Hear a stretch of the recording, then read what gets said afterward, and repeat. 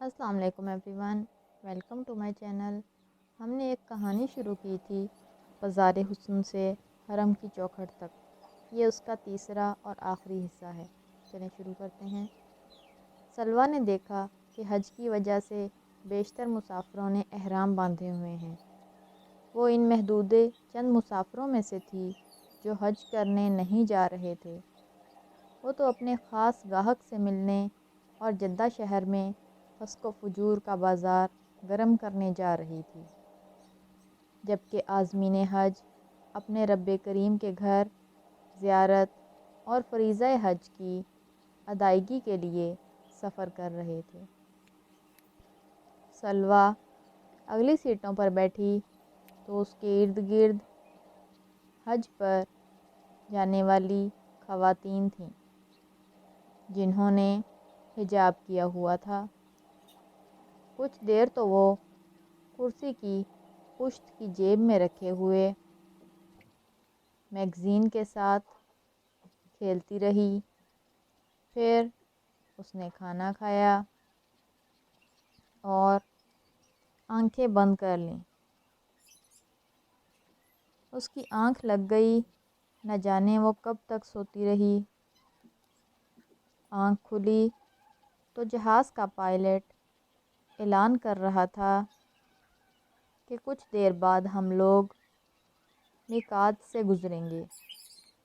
جو مسافر حج کی نیت سے جدہ جا رہے ہیں وہ اپنے احرام باندھ لیں، کیونکہ میقات سے آگے بغیر احرام کے جانا جائز نہیں ہے۔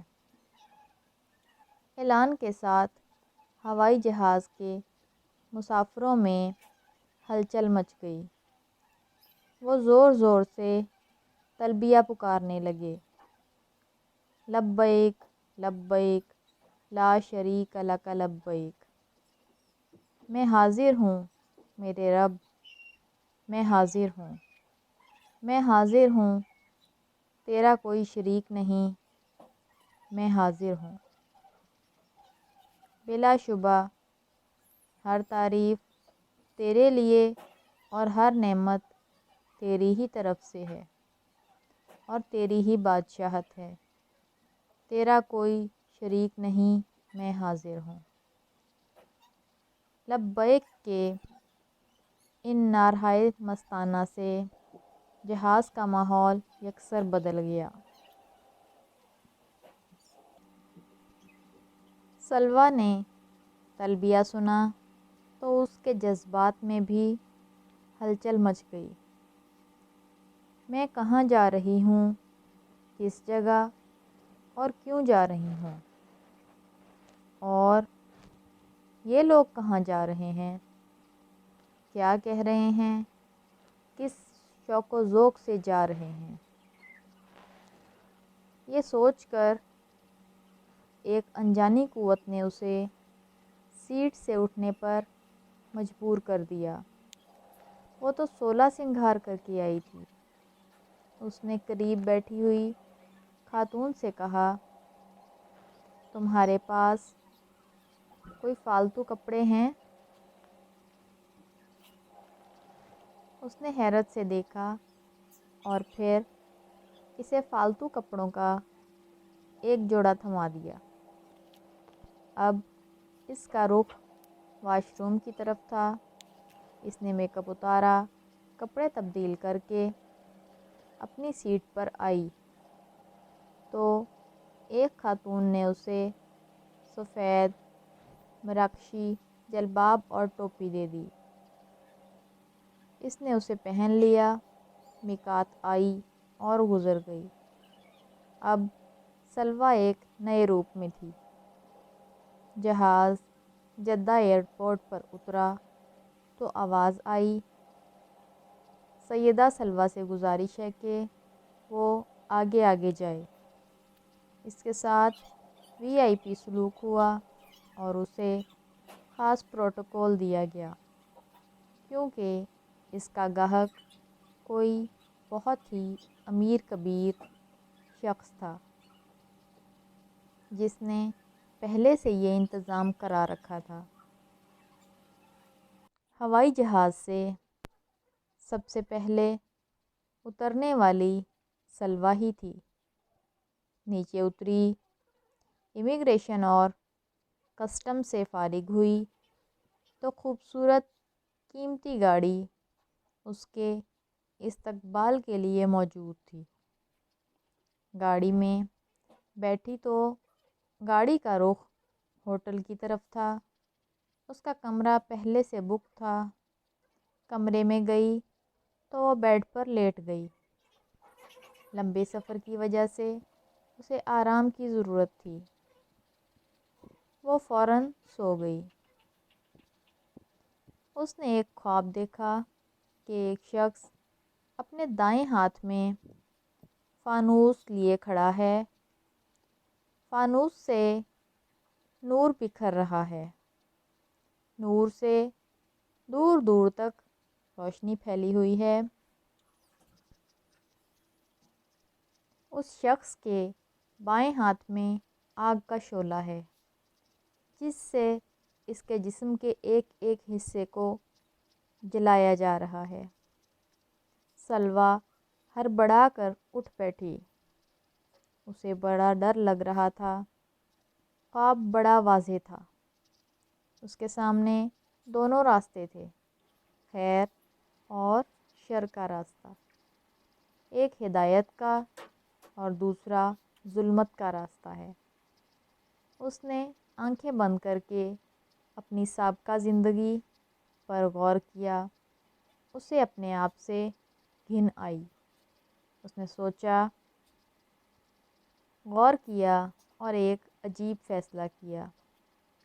اس نے اپنا مختصر ترین سامان اپنے ہمراہ لیا، کمرے سے نیچے اتری، ہوٹل سے باہر آئی تو اسے ایک ٹیکسی نظر آئی۔ اس نے ٹیکسی ڈرائیور سے کہا، مجھے مکہ مکرمہ جانا ہے، مگر اس سے پہلے میقات لے چلو۔ یہ ان دنوں کی بات ہے جب حج کے ایام میں مکہ مکرمہ جانے والوں پر زیادہ پابندیاں نہ تھیں۔ ٹیکسی ڈرائیور اسے میقات پر لے گیا۔ میقات پہنچ کر اس نے غسل کیا، وضو کر کے احرام باندھا، حج کی نیت کی اور تلبیہ بلند کیا۔ اللہم لبیک کہتی ہوئی ٹیکسی پر سوار ہوئی۔ اب وہ سوئے حرم رواں تھی۔ مکہ مکرمہ میں داخل ہوئی تو اس کی زبان پر لبیک کی صدائیں جاری تھیں۔ کعبہ شریف میں داخل ہوئی، طواف کیا، 7 چکر لگائے، سچے دل سے توبہ کی، مقام ابراہیم پر آئی، 2 رکعت نفل پڑھنے کے بعد زمزم پیا۔ ایسا لگا کہ اس کی تمام روحانی اور جسمانی بیماریاں زائل ہو گئی ہیں۔ اب اس کا رخ صفا کی طرف تھا۔ اس نے صفا اور مروہ کے درمیان چکر لگانے شروع کیے۔ جب چھٹے چکر پر تھی تو اسے اپنی بصارت پر اعتبار نہ آیا۔ اچانک اسے بریگیڈیئر عبدالعزیز سعی کرتا نظر آیا۔ ہاں، وہی بریگیڈیئر عبدالعزیز جس کا نام اس نے عمید المصیبت رکھا تھا، جسے اس نے مراکش سے دوسرے شہر ٹرانسفر کروا دیا تھا۔ سلویٰ اپنے آپ کو روک نہ سکی۔ اس کے سامنے کھڑی ہو گئی، کہنے لگی، عبدالعزیز، تم یہاں پر بھی آ گئے ہو؟ عبدالعزیز نے نگاہیں اٹھائیں۔ اس کے سامنے سلویٰ کھڑی تھی۔ کہنے لگا، ارے تم یہاں کہاں آ گئیں؟ سلویٰ کہنے لگی، میں بھی تمہاری طرح رحمان کی ضیافت میں ہوں۔ تمہیں کیا معلوم کہ میرے رب نے میری توبہ قبول کر لی ہے۔ اس نے مجھے ہدایت عطا کر دی ہے، وہ اپنے بندوں پر رحم کرنے والا ہے۔ عبدالعزیز نے کہا، میں بھی رحمان کی ضیافت میں ہوں۔ دونوں نے سعی مکمل کی۔ سلویٰ نے کہا، اگر تمہارے لیے ممکن ہو تو مناسک حج میں مجھے اپنے ساتھ رکھ لو، میں اکیلی ہوں، حج کیسے کروں گی؟ عبدالعزیز نے قافلے کے ذمہ داران سے درخواست اور سفارش کی، جسے قبول کر لیا گیا۔ یوں سلویٰ نے باقی ارکان حج اپنی قوم کے افراد کے ساتھ ادا کیے۔ سلویٰ نے حج کے ارکان پورے کیے۔ اب قافلے کا رخ مدینہ منورہ کی طرف تھا۔ سلویٰ بھی مدینہ پہنچ گئی۔ عبدالعزیز سلویٰ کو دیکھتا رہا۔ اس کا انداز بالکل بدل گیا تھا۔ حج نے اس پر بہت گہرا اثر ڈالا تھا۔ اب وہ رحمان کی بندی بن گئی تھی۔ عبدالعزیز کی سلویٰ کے بارے میں رائے تبدیل ہو چکی تھی۔ وہ اس کی توبہ سے بڑا خوش تھا۔ سلویٰ نے اسے جدہ ایئرپورٹ پر اترنے کے بعد کے سارے واقعات سنائے۔ سلویٰ نے عبدالعزیز سے کہا، میرے پاس مراکش میں خاصی دولت ہے، جو میں نے غلط کاموں سے کمائی ہے۔ میں چاہتی ہوں کہ اسے اچھے کاموں میں لگا دوں۔ کیا تم میری مدد کرو گے؟ عبدالعزیز نے کہا، ہاں، ایک شرط پر۔ وہ کیا؟ سلویٰ بولی۔ عبدالعزیز نے کہا، یہ کہ تم ہمیشہ کے لیے میرے دامن سے وابستہ ہو جاؤ۔ سلویٰ نے لمحہ بھر سوچا، پھر سر تسلیم خم کر دیا اور کہا، ہاں، میں آپ کو اپنے خاوند کے طور پر قبول کرتی ہوں۔ اگر آپ کو یہ کہانی پسند آئی ہو تو ضرور بتائیے گا، تاکہ میں مزید نئی کہانیوں کے ساتھ حاضر ہوں۔